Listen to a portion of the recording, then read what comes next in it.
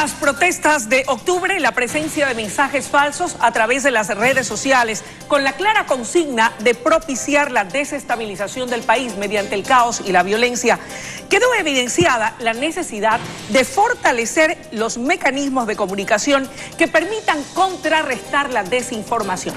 Para hablar de este y otros temas de coyuntura, nos acompaña esta mañana Gabriel Arroba, secretario de Comunicación de la Presidencia de la República. Qué gusto, Gabriel, que nos acompañe. Buenos días y bienvenido. Exactamente, ¿qué fue lo que sucedió durante las protestas con relación a estos mensajes falsos que circularon en las redes sociales y en qué medida estos avivaron ese clima de violencia y de tensión? Bueno, lo que sucedió en esos días fue realmente un reflejo de lo que sucedía en las calles.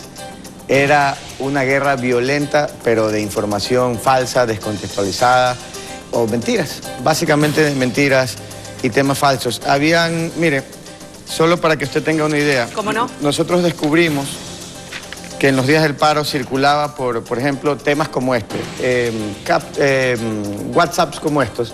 Y aquí estaba el link para descargar, aquí estaba un link para descargar lo que ellos decían eran cosas que la prensa no publicaba. Cuando hicimos un análisis de este tipo de cosas, encontrábamos fotos como estas, que todos saben que es falso ahora, hoy en día, pero en ese momento la gente no sabía. Decían que por ejemplo, no sé si la imagen... Sí, si lo dejamos allí en pantalla lo podemos apreciar. Por ejemplo, decían, esto es lo que está pasando en Quito, por ejemplo, ¿no? Decían, este es uno de los heridos, o si no, decían que había desaparecido y que llegan a buscarlo. Entonces, y es falso, son fotos de otro país, de otros temas, son heridos de otras circunstancias, ni siquiera en Ecuador, pero se hizo tal nivel de coordinación donde enviaban este tipo de mentiras, la regaban por... Y ojo, esto no es que... Esto circulaba entre los que... O sea, le mandaban un grupo de gente para que ellos se encarguen de retransmitir. Gabriel, de las investigaciones que se han podido realizar y que seguramente ha dispuesto el gobierno nacional, ¿se ha podido identificar, es posible o no, a quiénes sean los responsables de promover este tipo de mentiras o de falsos mensajes a través de las redes? Bueno, tengo entendido, yo no llevo las investigaciones, pero tengo entendido que dentro de las investigaciones ya se han detectado varios chats, se han identificado personas que lideraban o que armaban estos chats, involucrados de estos chats en donde circulaban este tipo de cosas, porque era parte, así como le decían, rodeen la Contraloría, quemen la Contraloría, entren al 5º piso y quemen los documentos. Así mismo sucedía por redes sociales y por WhatsApp. Ahora, y así distribuían los ataques con noticias falsas. Fomentando y avivando los actos de violencia. ¿Qué es lo que pasaba? Las noticias falsas, algunos no entienden la dimensión de una noticia falsa. La generación de noticias falsas, tan coordinada como fue en el paro nacional, lo que buscaba era crear un ambiente de odio, exacerbar los ánimos para que la gente salga a las calles. Ejemplo, si teníamos una población pequeña que tenía una protesta social legítima, que no eran parte de algún golpe de Estado ni nada, pero esta población tenía un descontento, digamos, por algún tema. Esa población reunía 2, 3 camionetas y salía a protestar a la ciudad de Quito. Avivados, pues no impulsados, pero iban, tenían una razón. Pero déjenme concluir con esto de aquí. Ellos se iban, pero esta gente que lideraba el ataque digital con noticias falsas, identificaba a esa población y con una muy buena tecnología y preparación, enviaba noticias falsas a esa población y le decían, de aquí han muerto 10 hermanos luchadores, se han desaparecido 20 y tenemos 100 heridos de esta población. Esa población se enardecía, reunían más carros y salían a defender a sus hermanos caídos, lo cual era falso. Ahora, el trasfondo de todo esto era, de acuerdo a lo que ustedes han podido determinar, romper el orden constituido, dar un golpe de Estado. ¿Ese era el trasfondo? De los que dirigían esto, sí.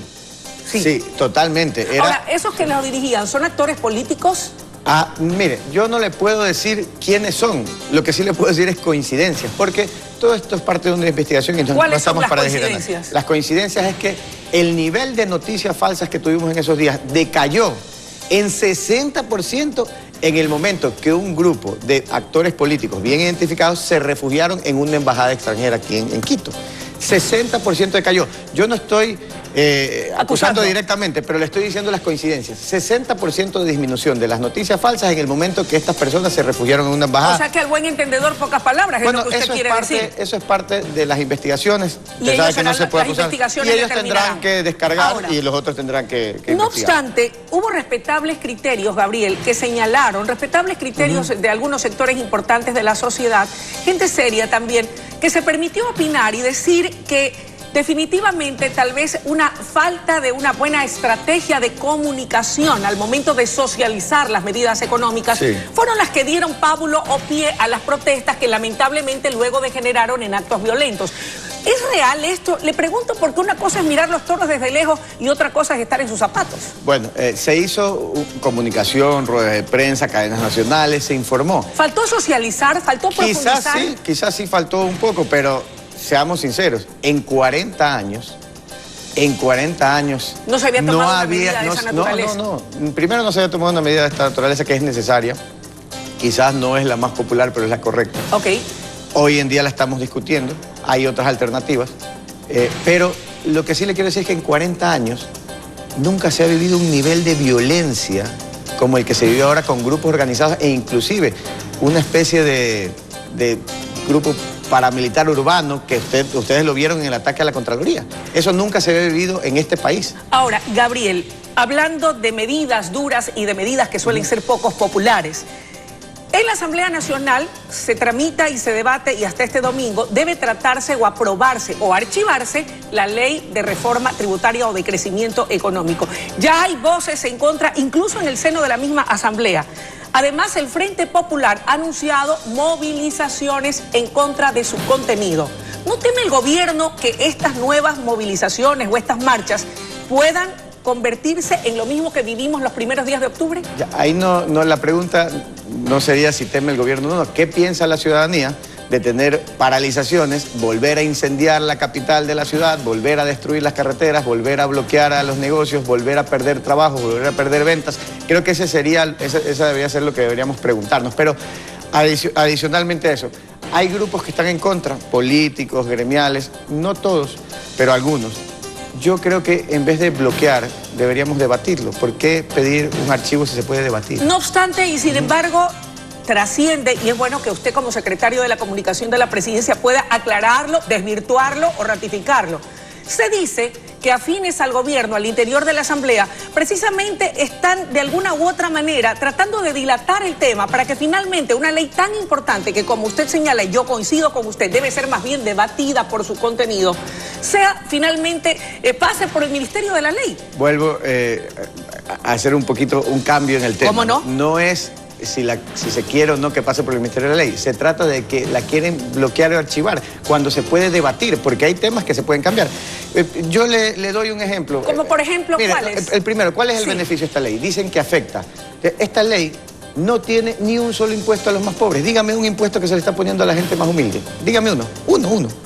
Bueno, hay numerosos impuestos que dicen un impuesto para los más pobres. No que van a los sectores que más tienen y que son los que deben propender a dar un mayor aporte al erario nacional. Y hemos discutido, y eso sí ha sido parte de los diálogos, se ha hablado con grandes empresarios, con gremios y todo, y ellos, muchos de ellos, muchísimos, la gran mayoría, algunos dirigentes a lo mejor no están de acuerdo, pero la gran mayoría de empresarios con los que el gobierno se ha dirigido, las más grandes empresas, están de acuerdo en ser solidarios para poder brindar oportunidades a los que menos tienen. Pero en cambio dicen que no está a la par concatenada los dirigentes sindicales, dirigentes sociales, analistas económicos muy prestigiosos que dicen que el Estado no termina de ajustarse lo suficientemente el cinturón para reducir el gasto corriente. Y yo por otro lado así mismo le podría decir qué dicen esos grandes empresarios que han conversado con nosotros. Están dispuestos a meterse la mano en el bolsillo por generar más oportunidades por los que menos tienen. ¿Y qué está dispuesto a hacer el Estado para reducir el gasto corriente? El Estado, si usted analiza la cantidad de disminución del tamaño del Estado que se ha hecho, sí se lo ha hecho, se sigue haciendo. En el escenario de que esa propuesta de ley sea archivada, ¿tiene el gobierno un plan B? ¿Preparan ya alguna otra propuesta? Bueno, el gobierno tiene distintas alternativas, pero lo que sí le digo es que lo menos el peor escenario para el Ecuador es que esto se archive. Mire, Okay. aquí, si yo le voy a sacar, por aquí tengo unos datos. Si me permite rápidamente, mientras usted los encuentra, ¿cómo ha tomado el gobierno nacional y específicamente el presidente de la República la calificación del juicio político a la ministra de Gobierno? Antes de contestarle esa pregunta, sí es importante en la ley de crecimiento económico decirles, se rebaja los aranceles para el sector agrícola, se rebaja aranceles para la importación de capitales, de bienes de capital, de materias primas. Esta ley también permite perdonar intereses y multas a aquellos estudiantes que hicieron un crédito estudiantil y que hoy no lo pueden pagar.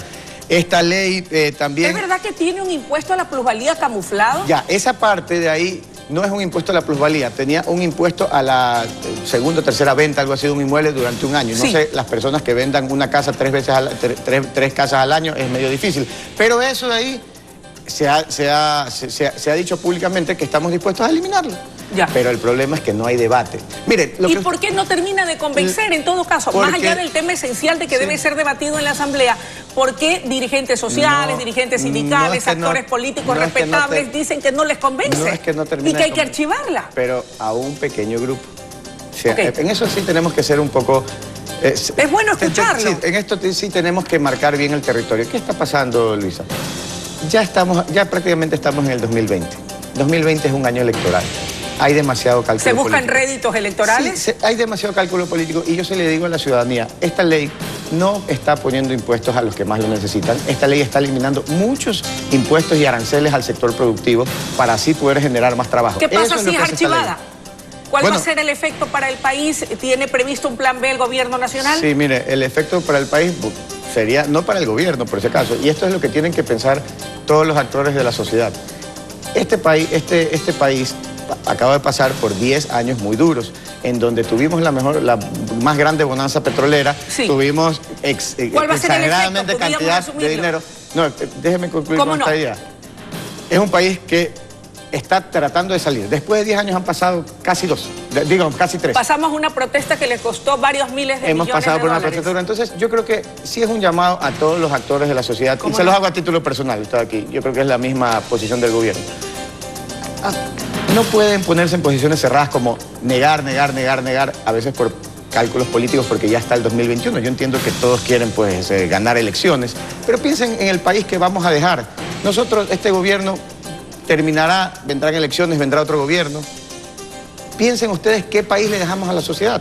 Esta es una ley que mal atacada, diría yo, porque todo lo que se ha discutido y todo lo que se ha puesto en polémica, se les ha dicho, ok, sentémonos, discutamos, se puede eliminar el tema de los impuestos a las ventas, se puede eliminar. Hay otros temas que se pueden discutir, dar de baja o modificar para mejorar. Es perfectible en todo caso. Totalmente, pero si yo le digo, no estoy de acuerdo con esto, y digo, mejor archivemos y no hagamos nada, en la lógica común, por el sentido común de usted y yo, y de todos los que nos están escuchando, si no se discute, no se debate, Gabriel, ¿a dónde vamos a llegar? Gabriel, el otro tema que le había planteado, ¿cómo ha recibido el gobierno nacional y el presidente de la República la calificación del juicio político a la ministra de Gobierno? ¿La respaldan?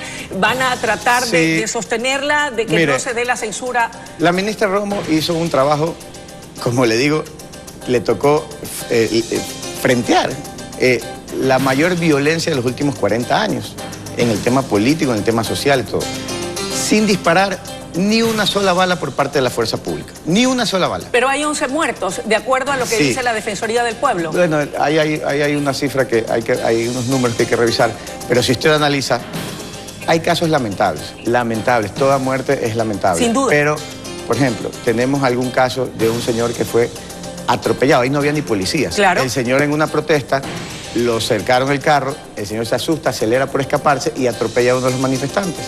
Ese señor lamentablemente falleció. La policía ni siquiera estaba ahí.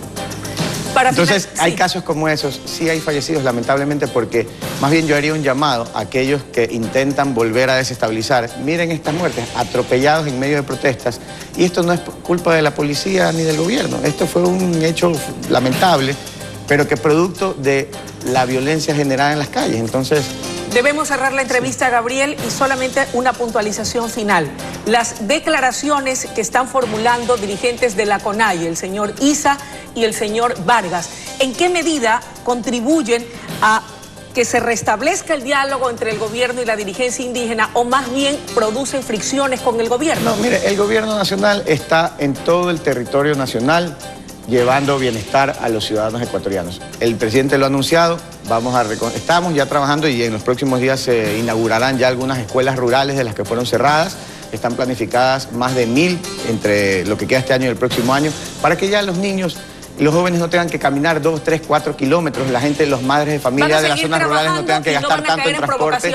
No vamos a caer en provocaciones. Trabajos del camino, se está trabajando en los centros de acopio, ferias para que los productores del campo puedan vender a precio más justo, eliminando un poco la intermediación en ciertos niveles. Pero eso es lo que hacemos, nosotros seguiremos trabajando, estaremos en todo el país. Ayer se vieron al presidente de la República y todos los ministros estuvieron en todo el territorio ecuatoriano trabajando. Gracias por su presencia. Gracias. Amigos televidentes, ha sido la intervención de Gabriel Arroba, secretario de Comunicación de la Presidencia de la República. El camino es trabajar y hace un llamado a los actores políticos y a la Asamblea Nacional para que debatan y aprueben la ley de crecimiento económico sustancial, ha dicho, para propender al desarrollo del país. Momento de una pausa y enseguida regresamos con mucho más desde la noticia Primera Emisión.